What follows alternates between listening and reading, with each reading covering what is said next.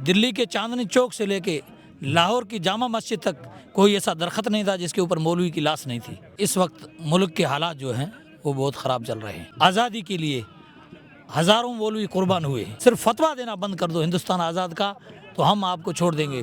यहाँ तक कि फ़कीर परिवार जो है घर से बाहर निकलने के लिए तैयार नहीं था। मस्जिदों के ऊपर हमले हुए, मदरसों के ऊपर हमले हुए, गरीब लोगों की दुकानों को हटाया गया। मेरा नाम मौलवी नूर मोहम्मद जी। कहाँ कौन सा गांव पड़ता है आपको? मेरा गांव साबू का पार है, विधानसभा क्षेत्र। विधानसभा से शिव। आज जो संविधान सद्भावना यात्रा निकल रही है, आप सुबह से शामिल हो? हाँ, सुबह से शेड्यूल से शामिल हूँ। यात्रा का उद्देश्य आपके अनुसार क्या है? मेरे अनुसार यात्रा का उद्देश्य ये है कि इस वक्त मुल्क के हालात जो हैं वो बहुत ख़राब चल रहे हैं। आपसी भाईचारा बिगाड़ रहे हैं और मुल्क के अंदर जो है मदरसों के ऊपर, इस अपने इलाके में मस्जिदों के ऊपर और लोगों के मकानों के ऊपर जो हमले हुए हैं, उनकी जो है तकलीफ़ को देखकर कांग्रेस ने ये भाईचारे के लिए यात्रा निकाली है। व्यक्ति कब्जा कर सकता है, लेकिन कोई भी इबादत की जगह है, पूजा की जगह है, वो ईश्वर अल्लाह जो भी है वो कब्जे थोड़ी कर रहे हैं। वो तो पवित्र जगह है। देखिए ऐसा है, दुनिया का सर झुकता है। ये इन्होंने कहा कि भाई बॉर्डर सुरक्षा के लिए हम ये कर रहे हैं। यहाँ मदरसे और मस्जिदें, यहाँ मदरसे 1980 के बाद कायम हुए हैं। मस्जिदें तो बहुत 500-200 साल पुरानी हैं।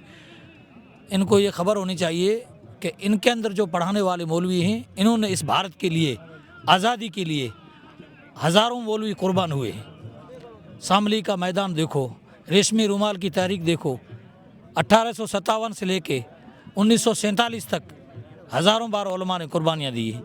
एक टॉमसन है अंग्रेज़, उसने एक तारीख लिखी है, मैंने उसमें पढ़ा है कि वो कहता है कि मुझे पैदा करने वाले की कसम, दिल्ली के चांदनी चौक से लेके लाहौर की जामा मस्जिद तक कोई ऐसा दरख्त नहीं था जिसके ऊपर मौलवी की लाश नहीं थी। उन्होंने सिर्फ, अंग्रेज़ों ने ये कहा कि आप मौलवी हो, सिर्फ फतवा देना बंद कर दो हिंदुस्तान आज़ाद का तो हम आपको छोड़ देंगे। सब ने कहा अब हिंदुस्तान की जंग आज़ादी में हम शरीक हैं और हमने कुर्बानियाँ दी। हमारा वतन है, हम इसके किराएदार थोड़ी, हम भागीदार हैं, इस मुल्क के हिस्सेदार हैं।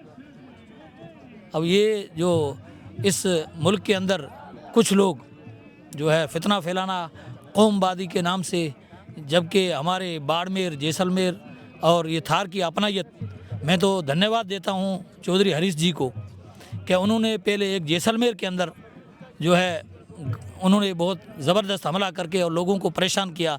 यहाँ तक कि फ़कीर परिवार जो है घर से बाहर निकलने के लिए तैयार नहीं था। मैं धन्यवाद देता हूँ हरीश जी को कि उन्होंने अपना थार की अपनायत की एक यात्रा निकाली और जैसे ही यात्रा वहाँ पहुँची वो सारे लोग, उनके अरमान जो है पानी में फिर गए और लोग मैदान बाहर निकल आए। और अभी जब ये इसी पर सवाल पूछ रहा, लोग कह रहे हैं थार की अपनायत हरीश जी करते हैं, लेकिन असल में क्या ये सही नहीं है? हरीश जी खुद उस पर नहीं चलते। आज ये दिख रहा है, ये क्या, आप बताइए। अब लोग कहेंगे, लोगों को तो ये है, कहने से कोई नहीं चलता है, लेकिन लोग देखें न किस तरीके से हरीश जी ने वहाँ आवाज़ उठाई, वहाँ लोगों के जो है आवाज़ उठाई। जब गरीब लोग थे, उनके मकानों के ऊपर हमले हो रहे थे, उनकी औरतों को जो है उठा के जेलों के अंदर डाल दिया गया था। जब हरीश जी ने आवाज़ उठाई, थार की अपनायत की वहाँ यात्रा पहुँची तो वहाँ पर हालात बदले। और अभी बॉर्डर क्षेत्र में यहाँ पर मस्जिदों के ऊपर हमले हुए, मदरसों के ऊपर हमले हुए, गरीब लोगों की दुकानों को हटाया गया। हालांकि सरकार को पहले से इसका वहाँ बनाने नहीं देनी चाहिए थी।